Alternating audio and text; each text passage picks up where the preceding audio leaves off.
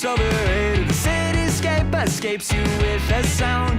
It's delineated. I waited at the station for an hour, but I won't make it. You take off on an updraft by the tower, and you overtake it. Every moment I see you on the rise, you're drawn across the sky. Now that ink has dried, and I can't tell you why. Oh, Mimi, can you tell me there's an issue? I've seen it clouded all around you. Why can't you tell me there's an issue you've seen before?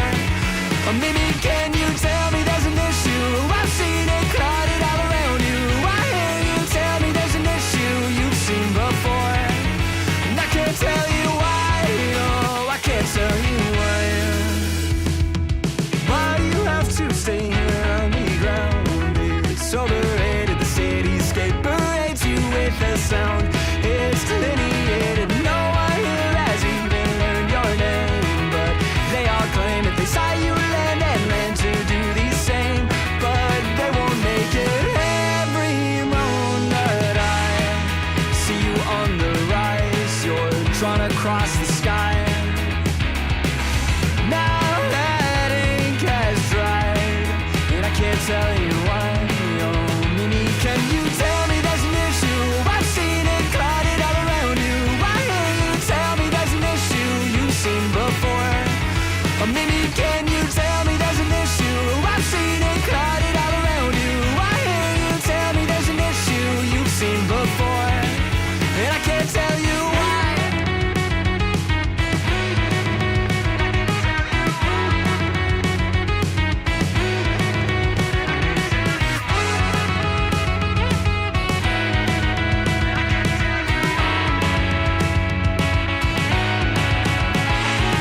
Tell me there's an issue. I've seen it clouded all around you. Why can't you tell me there's an issue you've seen before?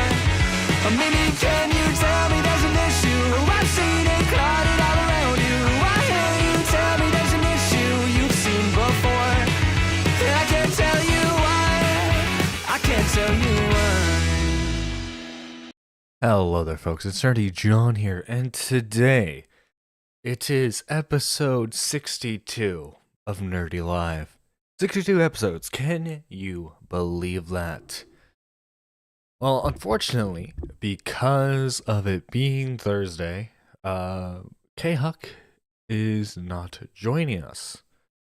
Now, hopefully, this is not a permanent thing. Because I already did the update, but work changed my schedule at the last minute, which I absolutely love them doing. So, what usually would be the morning Saturday episode is now today's episode. Originally, I was going to do a members only stream yesterday, but some IRL stuff happened, and wasn't able to do it, unfortunately. But don't worry, ladies and gentlemen, we still have a show. So, how many of you are familiar with Eric July, or maybe even like Dick Masterson? I'm sure some of you are aware of, at the very least, Dick Masterson. Internet legend icon, had the LOL suit a few years ago, and unfortunately, he's gotten himself into some trouble yet again, because that accursed veto just gets him in so much trouble. So, Eric July is the creator of a comic book called ISOM. And how he's advertised the book, it's basically like, it's an anti-woke comic. Now, trust me, if you're a Tommy C watcher like me, you hear anti-woke and you go, oh boy, that must sound great. But the right, you know how the left annoyingly uses like liberal stuff to advertise things like, putting gay people on beer cans and saying Skittles are gay, that type of thing. Women are empowered. People talk about how annoyed they are by that. Well, what I'm also annoyed by is when the right's like, yeah, you hate that gay beer, so do we. And then they charge you like $20 for a thing of beer that ultimately tastes the same as Bud Light, which is not a compliment. All right, so I'm paying like 5 times the price for just as like bad taste. Like if there's an actual like quality difference, yeah, I'll pay a higher price for that better quality. But if your only thing is like, hey, we don't have any of the trans stuff, we don't have any of the gay stuff here, buddy, then I'm sorry. Like you do not have a product that I want. If the woke, I'll be honest, if the woke product is cheaper, I will buy the cheaper product because I don't have a ton of money to spend. What can I say? Then them M&Ms. Oh yeah, don't even get started on the M&Ms. We don't want to reignite any feud between Nicholas Diorio and Tommy C. But yeah, so like there's been a pattern of people basically like saying like, hey, you tired of the woke stuff? Well, so am I.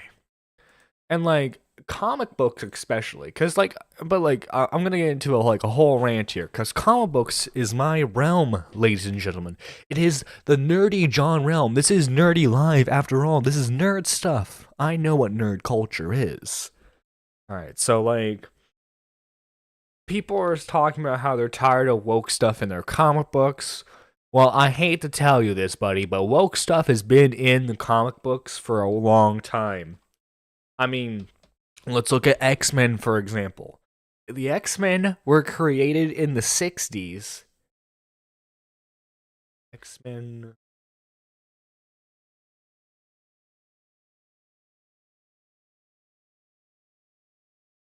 I'm gonna have to zoom in a little bit, right? But yeah, there we go. The X-Men, when they were first created, were an allegory about race relationships. Because the way like Stan Lee put it in interviews, it's like if everyone was the same, he talked about it like this: if everyone was the same skin color and everything, right? But you had more people with black hair and less people with yellow hair. He said, well, the yellow-haired people would be oppressed because there are more black-haired people. That's how he would always put it. And he deliberately created the X-Men to comment on racial tensions in like modern day America and the world at large. Comic books have always had some sort of an angle to them when it comes to political messaging. Heck, I mean, throughout the entire 40s, 30s, and 40s, you had comic book characters being like, buy war bonds to stop those Nazis, So, like, comic books have always been involved in politics in one way or another. Now, don't get me wrong. When it's not written well when it comes to politics, it is terrible. But acting like getting rid of the politics in general is what's going to make the story good is false. No, don't get like.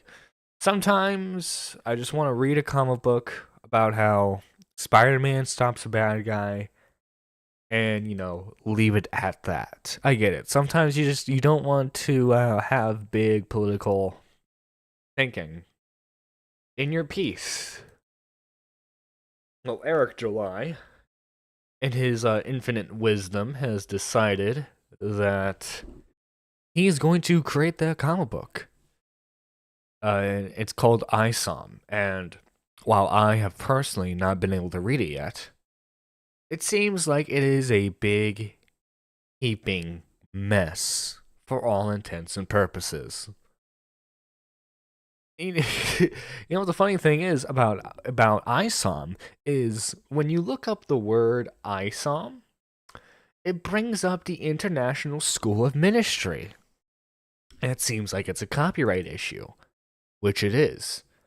Eric July is in a legal battle right now for the trademark of ISOM. But hey, let's read the story synopsis for the book, shall we? Story.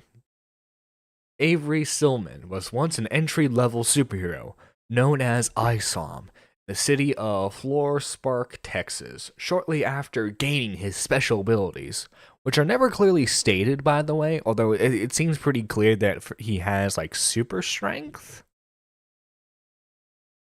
Is gaining his special abilities. A certain event had him hang up his suit, and now he stays on the outskirts of the city, living as a rancher.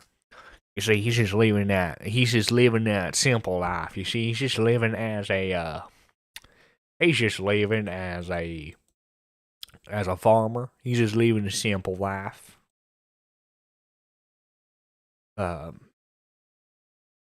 Avery's sister, Altuda gives him a call and wants him to visit an old friend by the name of Darren Altino. Another family friend that was interning with Altina has gone missing, and she was last heard that she was dealing with Darren. But Darren has much changed. But Darren has much changed. I know I'm a bit dyslexic, but that doesn't sound right. But Darren has much changed. But wouldn't the sentence make more sense if it was, but Darren has changed much since he was hanging out with Avery when they were young. He's cool. He's a cold-blooded cold-blooded shot caller, and one of the most feared men in the city. This visit turns into one of the longest days of Avery's life. Around these parts, people call special beings accepts. And unfortunately for Avery, he has the luxury of running into some of them. The Alpha Score and Yuri have their own set of conflicts. A man built like a tank by the name of Satwan appears, and he had previous confrontations with Avery. So what happens with Avery and Darren's meeting? Who and where is the family friend? Just grab ISOM number 1, ill-advised part 1, and find out for yourself. Yeah, doesn't that sound like Good Morning Nerdy Nation? True, this is a nerdy nation. But no, doesn't that just sound incredible? Doesn't it? Well, I'm sure you're wondering. Well, how does Dick Masterson find out about this? I mean, Dick Masterson doesn't really seem like the type of guy who's into comic books, right? Well, his new host for the biggest problem of the universe is Vito. Now, Vito's a special little character. I know a lot of people try to say certain stuff about him. I don't think he is what people insinuate him as, but he doesn't do any favors for himself, which I will say. But Vito, he hates the creator of ISOM because of their political differences. Eric July is a black libertarian who leans more conservative, while Vito, he claims he's not fully woke. Like he's a conservative here, but he's more woke in this area. But he's generally more of a liberal, and so they hate each other purely off that basis. And so, when Vito found out about Eric July making his comic book, of course he had some words about it, and Dick Masterson wanting to just prove him wrong, that oh, come on, just because you hate him politically doesn't mean you can't write comic books. So so Dick Masterson reads ISOM issue 1 and tears it to shreds. And Eric July did not like that whatsoever. The more I think about this, how the F did this man see the idea going well? Like, the whole premise of comics is spotlighting the irregulars being not that and not anything special. It's a very, very interesting comic book. So we do have a couple of Super Killer, by the way, is Vito's comic book, which is another reason why I think Vito has a gripe with him, because I'm the one making the comic book. But like a lot of Eric July's friends who are like Yellow Flash, a lot of like the anti-woke guys who are who just like, yeah, man, like I'm tired of the gay people in my movies. You got something that doesn't have gay people? All right, I support that 100%. And so like they have full-heartedly supported Eric's book. And like, to be honest, like at first glance, I appreciate him trying. Because if I remember correctly, Eric's motivation for creating ISOM was that he's tired of black superheroes now being relegated to, oh, well, I'm the Black Green Lantern. I'm the Black Captain America. He wants black superheroes to have their own identities that aren't just lightning powers. Which I commend him for, by the way. I commend him for trying to create a character that can stand on its own 2 feet, you know? But from what I've seen, it does not look like my cup of tea. I will just say that. And like it seems like Eric has a hard time, despite making over $6 million on this character.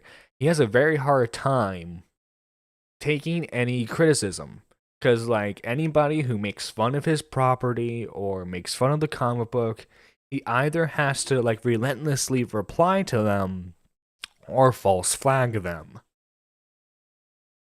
But let's watch a little bit of Dick Masterson's coverage. And welcome to the biggest problem in the universe. Let's do this thing. You know what else? Fascinating. You know what else is tough about making choices? What's tough, Dick? If you're making a superhero comic, you should choose what powers.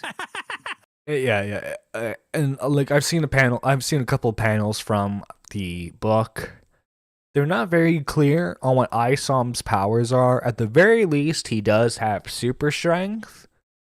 But like in the promo, in the story synopsis I read to you, it is clear that he has powers because they do say special abilities. He's not like he's not like a non-powered superhero.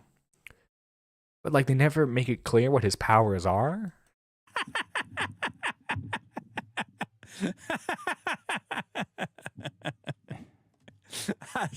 This whole thing is gonna be Making choices. Yeah, you gotta make choices. You gotta. Anybody could tell a story about anything. Sorry, anyone can tell a story about everything. Yeah. But making choices about the story and the characters and the universe that they're in is what makes it a story. You could have a what's your story about everything. See, I'm making a Who's choice. in it? Everybody. You could imagine. Yeah. Well, I can't imagine, but I have a whole day of making choices about where I'm sleeping and what I'm wearing. So I'd like you to make a choice. Right. I would like you, Please choose. who's making an entertainment product, to choose what I'm reading on this page. That it's not just a widget factory Sure. fighting globs to prevent the gloobs. decisions in the story, you can go, wow, that's either a risky decision, that's a dumb decision, that's a decision based on pride, that's a decision that I would make, that's a decision I might not make, that's a decision that somebody makes when they're angry, that's a decision somebody makes out of protection. You can make fucking assumptions about what the character is doing. When you don't know his fucking powers, it's kind of hard. Dick hates this so much because if you guys don't know, John, they aren't special abilities, they're different abilities. Yeah, whatever. If you guys don't know, Dick Masterson is actually he's a writer. Like, he's written a lot of scripts for different Hollywood projects, so he knows how to structure something. That's why superhero comics start with their powers. Spider-Man walks around like a fucking spider. Superman's more powerful than a locomotive. Wow, that's pretty fucking powerful. If somebody's shooting at him, you know that it's not going to be a big deal for him. It's like he shoots a fucking locomotive, and it's no fucking problem. It's important to establish the rules of your superhero universe, I think, is what you're saying. Yeah. Because then the story kind of builds around what the hero is capable of or what his weaknesses might be. Decide what kind of story you're telling. Sure. Telling a story about good versus evil? Yeah. Let us know. Set that up with acts of great evil and acts of good, sometimes called a save the cat moment. Oh, well, now we're really digging into screenwriting. Well, we're making a parallel Hollywood, are we not? So why don't we have some? You know what the problem is with all this parallel economy shit? What is that? They got all the ass kissing and the glad handing right.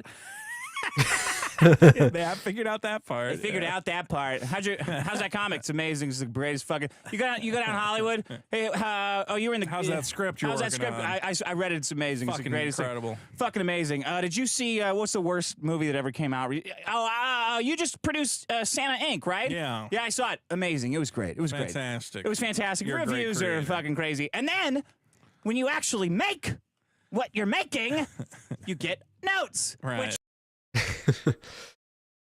Yeah, let's see. N-word tower, really, Mike the Bike? You're really gonna do that to me? Jesus Christ, yeah.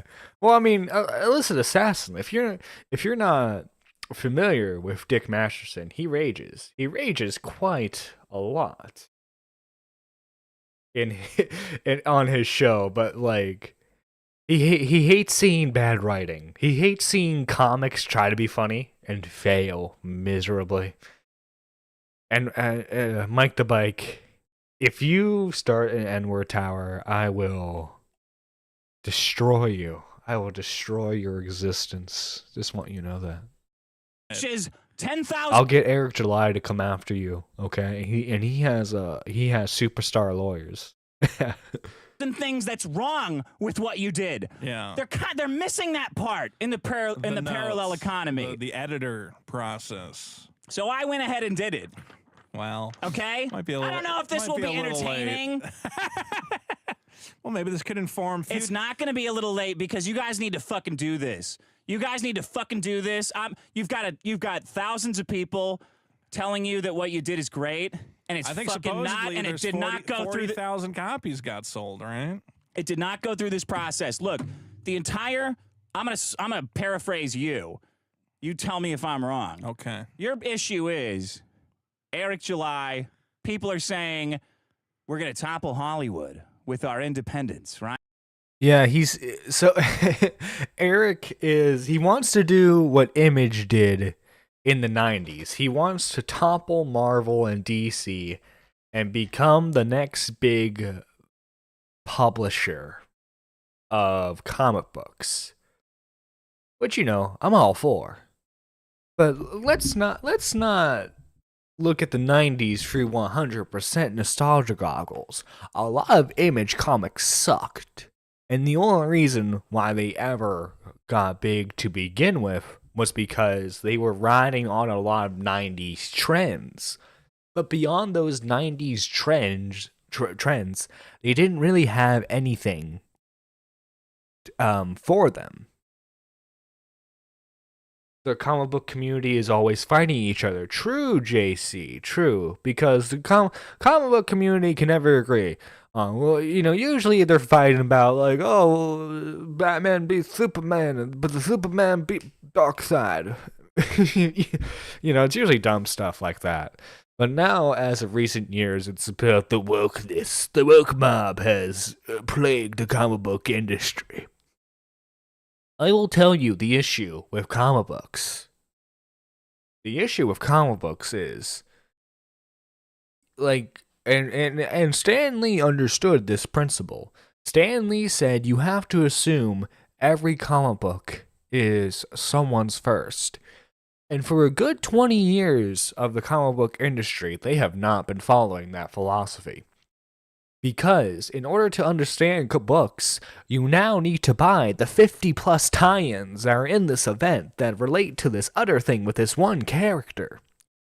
Because if DC or Marvel create a new superhero, which is very rare, because they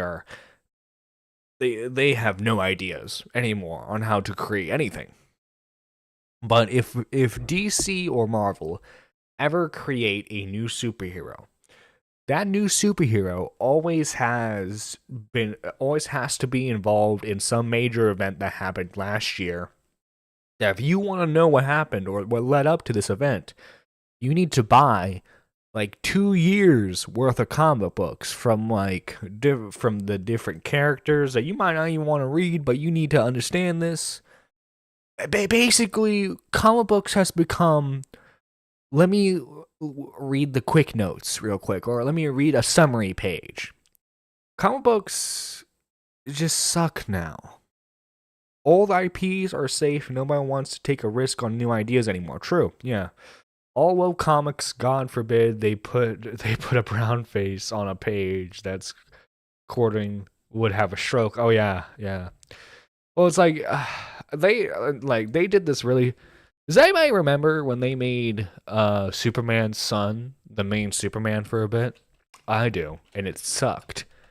Not because of what I'm about to show you, but because the writing sucked. Okay, does anybody remember when Superman was gay for a bit? Now keep in mind, everyone loved Jonathan Kent, aka Superboy. They loved him. He had a book with Damian, which was like the only book people could tolerate Damian in. But they were like, we're tired of the Superboy stuff. We wanna do new ideas. We wanna make John the new Superman. And so they had John trapped in a portal that like differently affected his age, and so by the time he was rescued, he was an early adult, late teenager or early adult. And so, if Superman had a gay phase, well, I mean, there is a kryptonite that turns Superman gay. You didn't know that. But no, this is Superman's son right here, getting it on with the pink-haired reporter who I guess is like a big fan of his mom.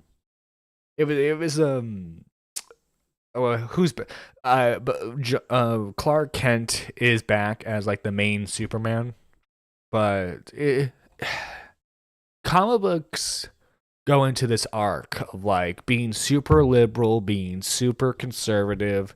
It's a fluid motion, Like, for example, a lot of Frank Miller's stuff is like super conservative if you read what he's doing, right?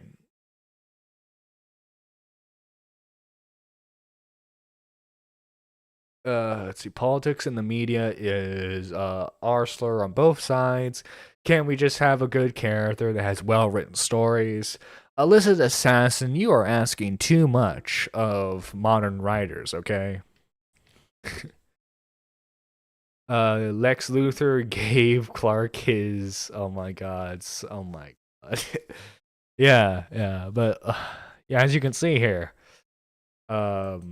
And like I don't think I think Dick's more conservative, but like he doesn't really care about political leanings. He just makes fun of everyone, which is the political philosophy I can get behind personally. The page by page notes, and then I'll give you my summaries. All right. Because I don't want to talk about this shit anymore and defend myself to a bunch of retards about I'm fucking jealous about. I don't want to make comics. I fucking don't. I don't fucking care. I'm living over a literal shithole.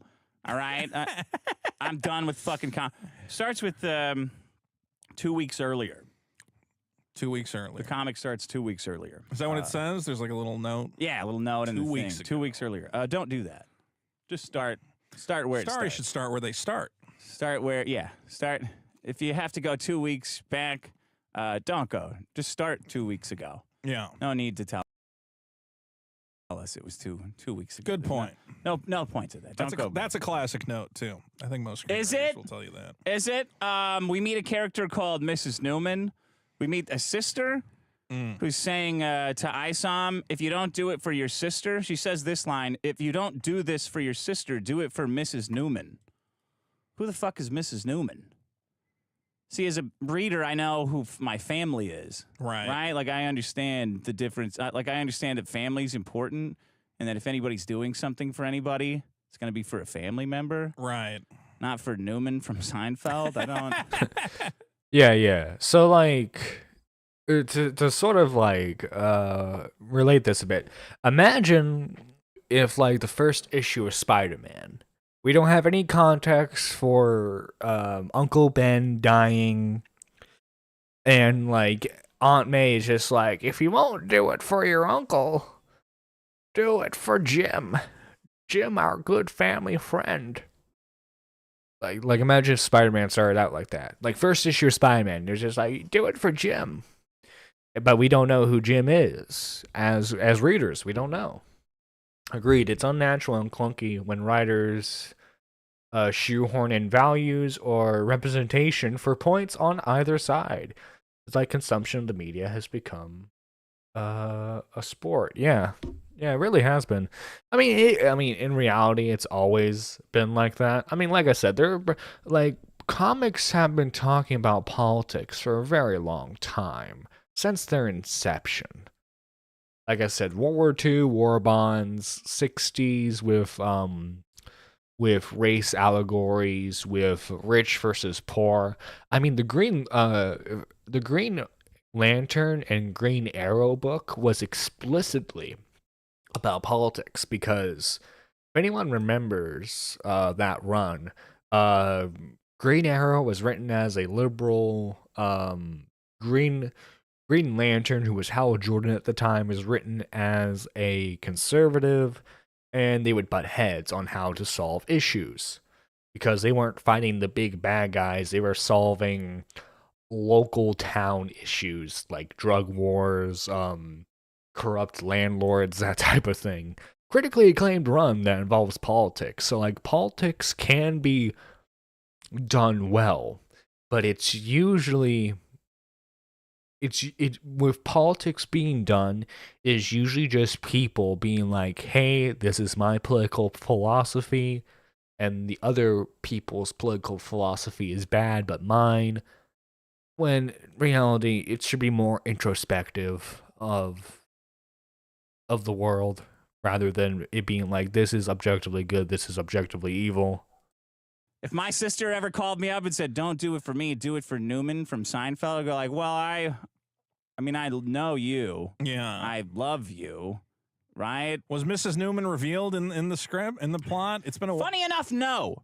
Really? No. Mrs. Newman there's no hello, Jerry moment. We meet Isom, and that's when the internal monologue starts. Now, me, if we're going 2 weeks ago in the beginning of the book, I just start the monologue there. Why not?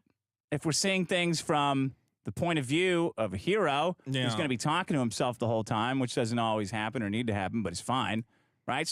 Go ahead and start it at the beginning. Yeah. Ease us in. Yeah. Right? There's a lot of names after that. We meet Alpha Core.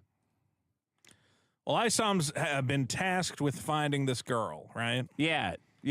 So he goes to Jasmine. find Jasmine. He's called in from a farm somewhere. I think it's a farm. I don't know. It's somewhere. He has his farm. He has a farm. He hates the city. And his sister calls him and says, come back to the city to find Jasmine for Mrs. Newman. Jasmine is a friend of the family. So yeah, we have like 2 people removed here. So like I feel like I'm not a writer, but World War II Bugs Bunny. Oh yeah, you gotta love World War II Bugs Bunny. But like a better way of doing this would be like have the person who needs help rather than being related to Mrs. Newman. It would be better if it was like have it to where it's the sister or the sister's friend that's kidnapped rather than it being Mrs. Newman's friend. Then we meet something called an Alpha Corps, which is just the super police. Yeah. Who are back, and they seem to be bad guys, but we don't know why. They're cops, so I don't like them. Yeah. But they're like super cops. They're super cops. So it seems like there's some kind of a super antagonism being set in this universe. But at the very beginning, 2 weeks earlier, they said we don't need Alpha Corps anymore. Yeah, that was the mayor saying that, or the cops? I guess it was the mayor. I don't know, because none of this is ever written in the fucking comic. Well, what if I told you there's going to be an Alpha Corps spinoff series? How do you feel about that? I have no way to feel about it because I don't know if they're good guys or bad. There's a million ways to be gray morally, and none of them are decided on in this book. There's a lot of exposition. Now we meet the main bad guy called Darren. Darren. Evil Darren. Watch out, guys. There's Darren. He's gonna win one over on ISOM. That Darren. But yeah, that right there, I would say what really started off the conflict between Eric July and Dick Masterson was Dick's review. Now keep in mind, Eric July sold $6 million worth of copies of ISOM, which, by the way, ISOM is kind of an expensive book. It's about 96 pages long, so you get about the length of a graphic novel, and it's about $35. And then like there are additional special issue ones that are over $100 for certain cover arts variants, you know, that type of thing. Now, I would say that's kind of expensive. Now, keep in mind, it is a rather long book, so if you do end up enjoying it, it's worth your money. If you do not enjoy it, you just wasted your money, because you basically have 96 pages of crap that you spent $35 on. And I believe initially, the comic book was even more expensive. But, yeah, remember how I mentioned earlier that, like, when you first look up ISOM, you get the International School of Ministry? Well, someone emailed them about the situation. And Eric July, in his infinite wisdom, decided to make a video about the lawsuit. About how him and his rockstar, his superstar lawyers are gonna squash the legal dispute. The International School of Ministry then came out and said, we didn't want to take you to court. We kind of just showed you the papers to be like, hey, let's work something out. But now that you're going full gun-ho, okay, we'll take you to court. So yeah, this is the original video right here. Probably would help if I made this, if I had sound playing. Right now, but this is a thing. Good Shepherd is alleging that we have had unauthorized use of their trademark. Don't worry, I have one of the best legal teams. This is something multi-million-dollar companies deal with all the time. We'll be handling this. Inevitably, my detractors are going to latch onto this as if it's some gotcha, oh, he slipped up. But now is the time to be serious. Outside of the given context, most of what I'm about to say isn't even aimed at the people that filed the lawsuit. The internet is an interesting place. We make fun of each other, and we can do that. We can make our gripes known, and we can dislike others. This is something that every individual is free to do. But I'd like to think that there's a line that shouldn't be crossed when it comes to initiating conflict. At minimum, one should be prepared to deal with those consequences. I certainly am. This has real-world implications, and because livelihoods are potentially impacted, I must take this seriously as the owner of this company. What we have right now is a textbook example of gay ops. The gay ops. They're doing the gay ops against me. I love them. Not the detractors. The detractors are the evil people. They're doing the gay ops against me. Not too long ago, there was an accusation of false flagging, and I'm going to show you an example of fair use. Let's set the scene. There's more than likely... Oh yeah, by the way, remember how I told you guys that Eric does not like it when people make fun of his comic book or him in general, because Eric is a person that feels like if he is disrespected, then that is the worst crime imaginable. Stop it, John. What do I have to stop, Nuclear Winter? What do I have to stop? But no, yeah. Eric, when he is disrespected, he will go full nuclear. And he decided to false flag a lot of his detractors simultaneously. And fun fact, let me see if I can get the proper We reviewed it. It seems entirely reasonable, Eric, to say that it was based off of this jackass's silly email is a lie. Let's see, where is it? Oh,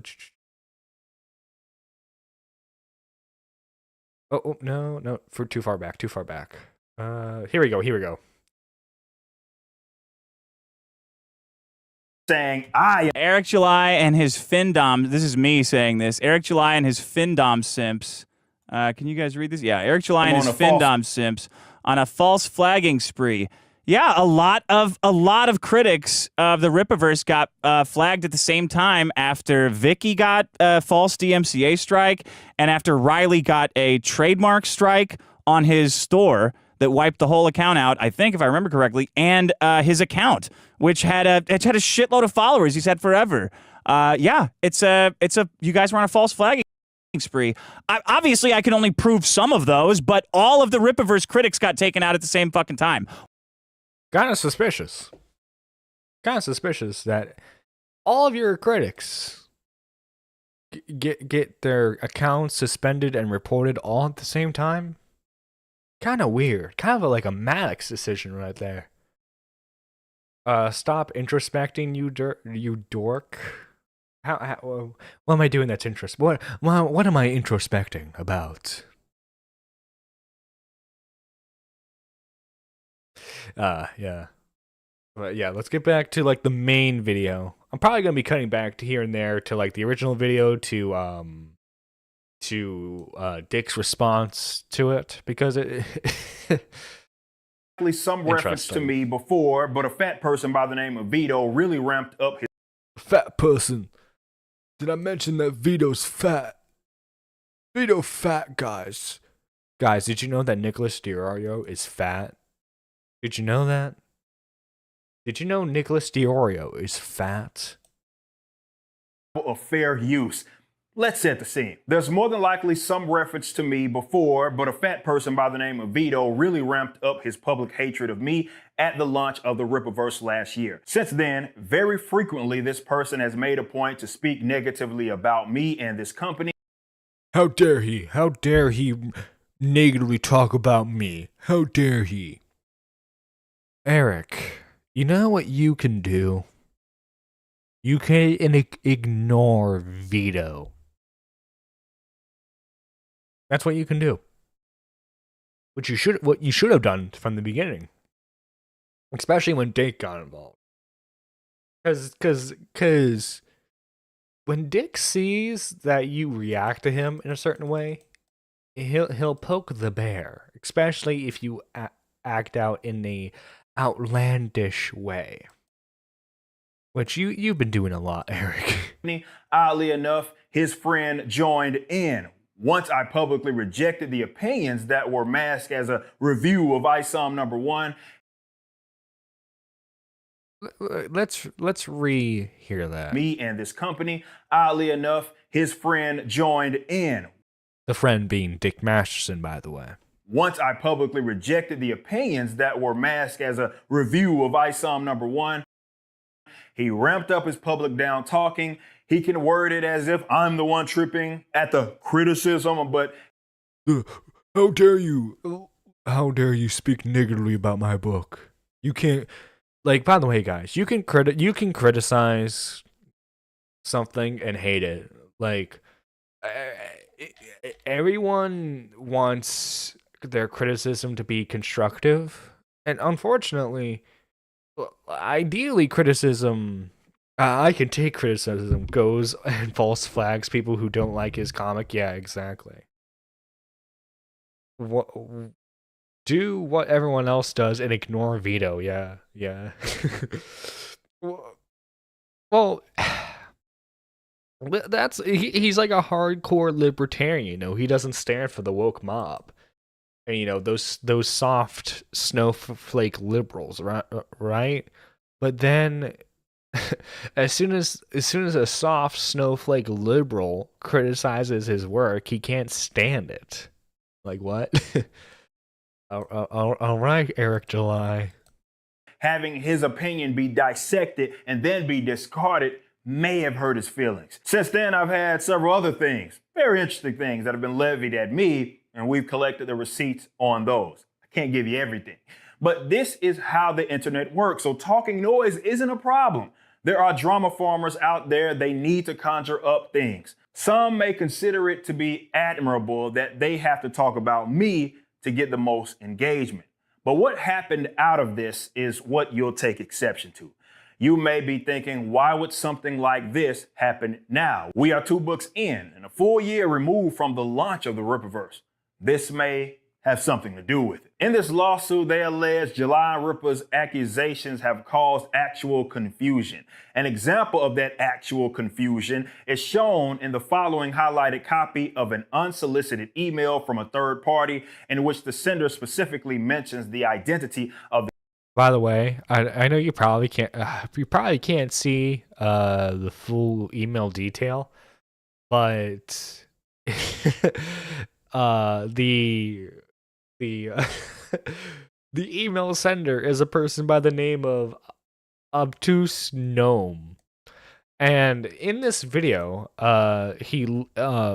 Eric July later tries to claim that Obtuse Gnome is either Vito or it is either Dick Masterson trying to play gay ops against him. And his evidence, it's hardcore. It's concrete evidence. I don't think they can dispute this. The trademark ISOM and the cross on the hero's belt. They then show this email from some guy named Obtuse Gnome that was apparently sent to them. In it, a guy claims that he is a journalist by the name of Roy. He concerned trolls pretending like he is doing a story of our success. After acting as if he loves to see this, he states, I would be... After acting that he loved my comic book. Be curious to know when the decision was made to make a comic book character using the same name as the International School of Ministry. Has Mr. July received any funding to aid him in the creation of superhero ISOM? Info on the choice to have ISOM have an image of a cross on his belt. What we can hope to see with continuation of ISOM on his journey to rescue Jasmine from prostitution. And if you could, the amazing choice to offer the buyers the option to donate a copy of ISOM #2. He then says, I thank you so much extending your trademarked name in such a unique way and the creation of a new superhero. It is apparent that this person knew what they were doing. They were attempting to encourage a baseless lawsuit. But look again at the beginning and the end of this email. This person claims they were journalists for TDS News and TPBITU. Those obviously stand for the show of the two individuals, the Dick Show and the biggest problem in the universe. So yeah, it seems like a fan of Dick and Vito decided to play journalist. And to play journalist and decided to like contact the International School of Ministry and ask them about the superhero ISOM.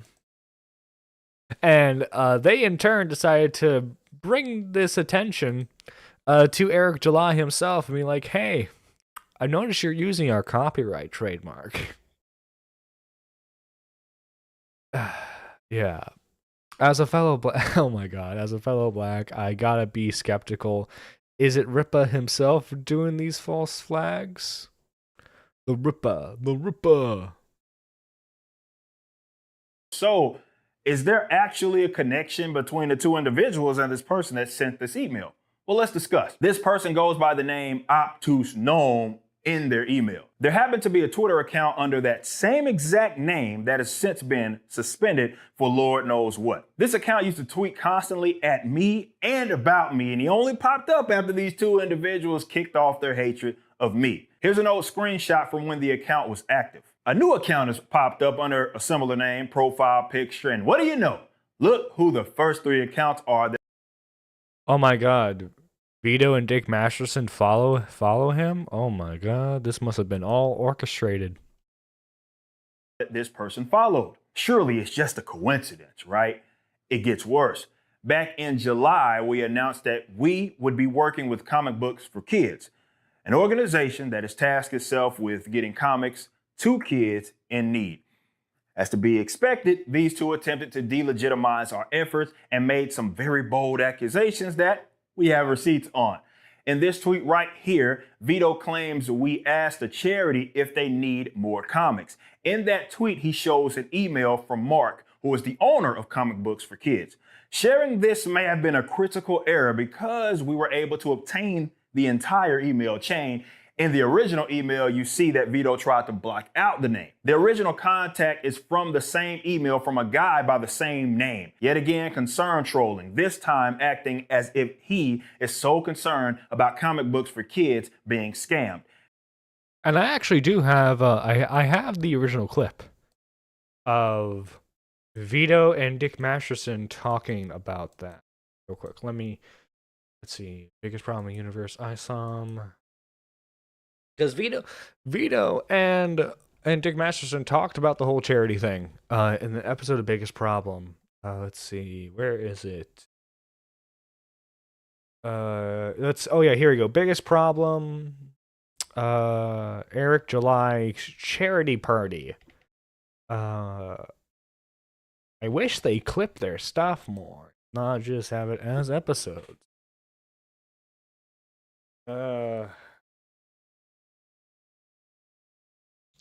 Not really. Is there like a strict time limit though? So maybe. Let's see. I'm not really a fan of Eric, but also Vito is a baseline R-slur. Not gonna lie, Vito gives me the jealous of being the vibe of being very jealous. That's okay if you think that. I don't care about Vito one way or the other. I think he's somewhat funny on The Biggest Problem in the Universe, and I leave it at that. But the claims against or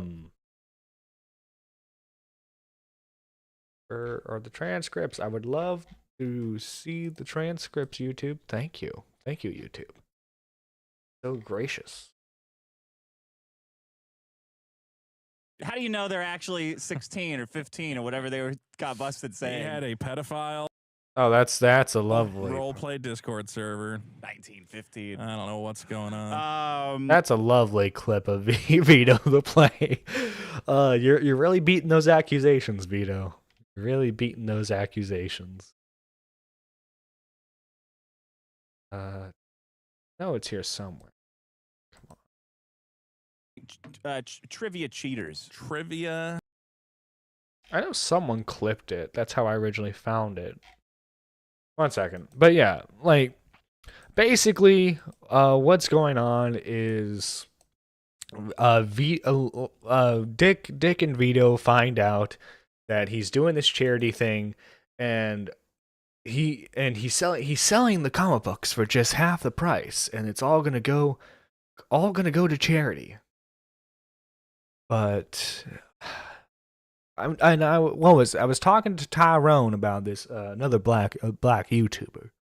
And I was talking to Mitch about this, and we were all just having a laugh about it. A very professional show we're running here. Warehouse, you must be paying a fortune, and all these employees.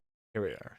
Some of it. Everyone said, "Oh man, that's awesome. Here's a bunch of." I don't want sick kids to not have comic books. Send 10 kids. Yeah. Here we are.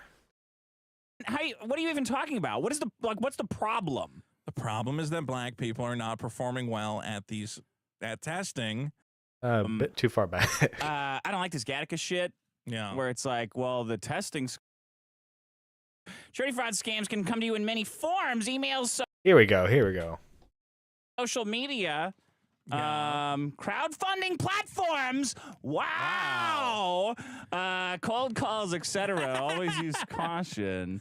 Please use caution when engaging on crowdfunding platforms. Yeah. So, like, say if you were Especially to say, crowdfunding platforms that are just put up by a guy as opposed to on a reputable crowdfunding site. Yeah. So if you were to say, like, okay, buy here, like if you have a comic book, right? Sure. Super Killer. Now on Indiegogo. And you have 30 hours left to get 30 that, hours remaining to get a copy. So if you were to put copies up at half price, how much is a copy of Super Killer? I'm selling them for $25. So if you said I'm going to put it up for $12.50. $12.50. Yeah. Because that's my cost, right? Right. And if you said that's my cost, like when all is said and done, that's how much I'm paying. Sure. Take my word for it. So you can get a charity copy for Super Killer at $12.50 a cost, Yeah. and then I'm going to give this to a comic book, a guy that gives comic books to kids with cancer. Sick kids. Wow. Sick kids with cancer. Are going to get a comic book if you give me $12.50. Yeah, and then everyone said, "Oh man, that's awesome. Here's a bunch of." I don't want sick kids to not have comic books. Send 10 kids a copy of your "I Love Everything" that you're doing. Yeah. Well, what could be a problem with that? Oh, that's charity fraud. Oh no! Oh, what? How, Dick? How? Because you're not allowed to charge your operating expenses for a product that you're giving away. Really? Yeah, you're not. That's called profit. Right. Interesting. Very, very interesting. I think he's funny too when he let's see. Let's see. I think he's funny too when he inadvertently makes fun of himself. Yeah, Dick is funnier than Vito by far. Oh yeah. Like I said, he's funny on Biggest Problem. But outside of that, I could care less for Vito, if I'm being honest with you.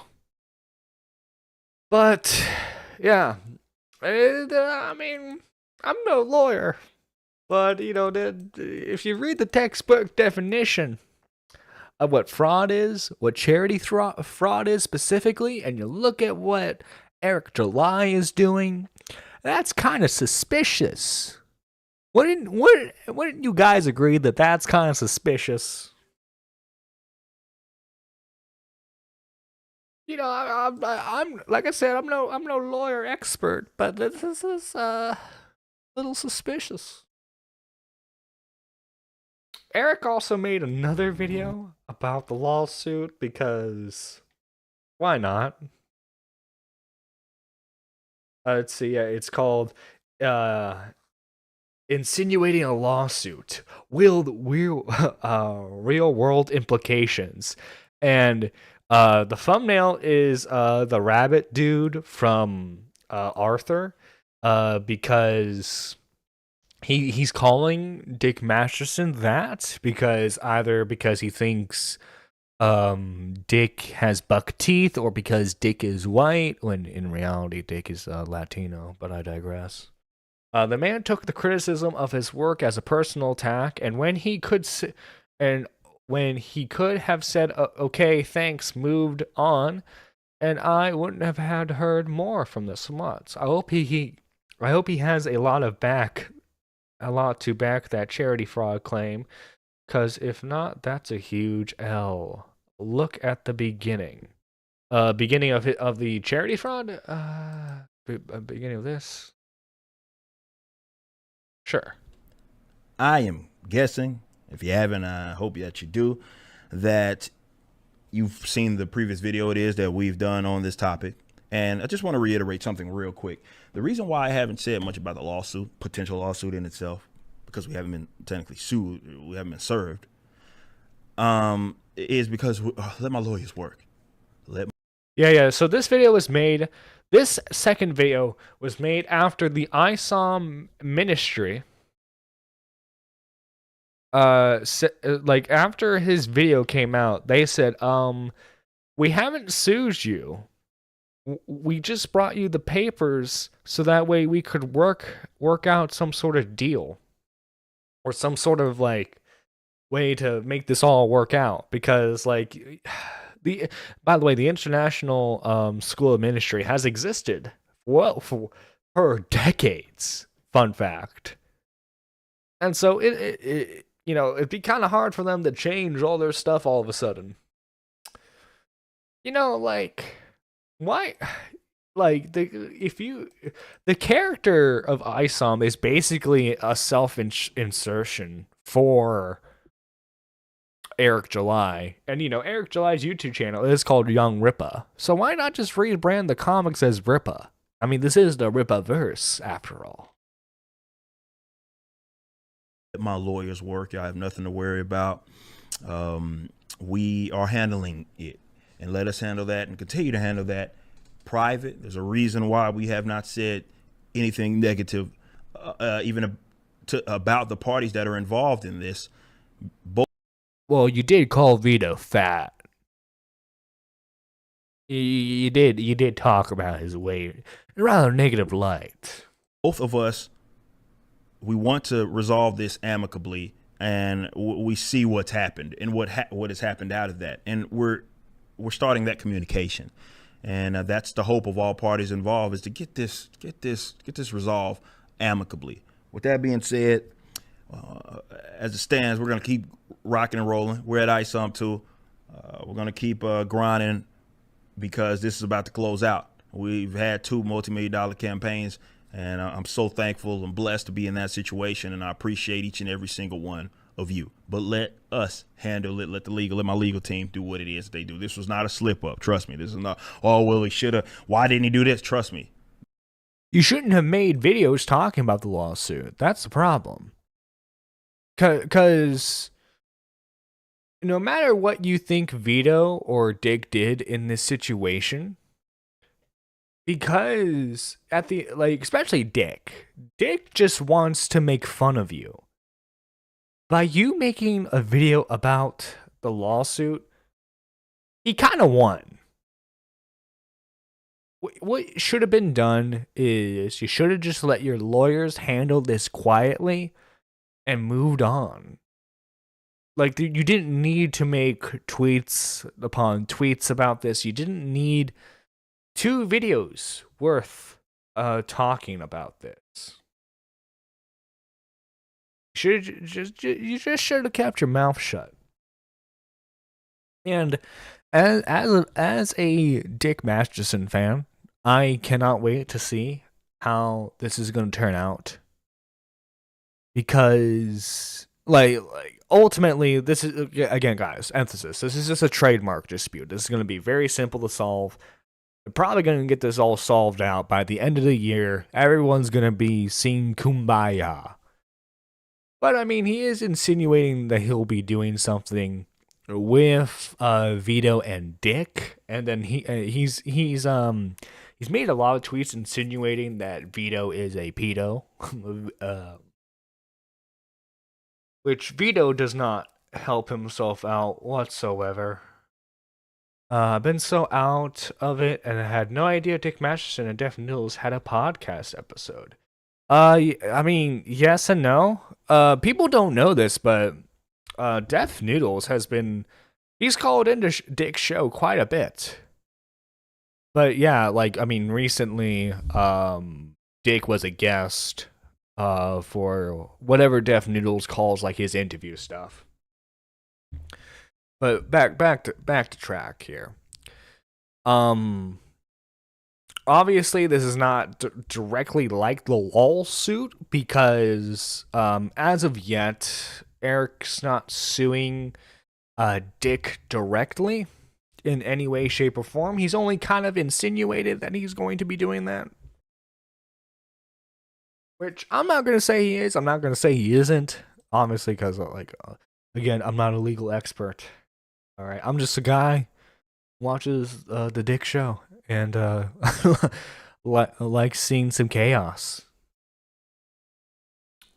But remember, guys, if people are criticizing your work, whether it be comic books, whether it be TV shows, or heck, even your own YouTube videos or live streams, take the valid criticism. And then if people are just making fun of you, just ignore it, because it's not going to work out for you. This is more of a sort of like just a rambling talking episode for me. Thank you all for watching. This has been episode 62 of Nerdy Live.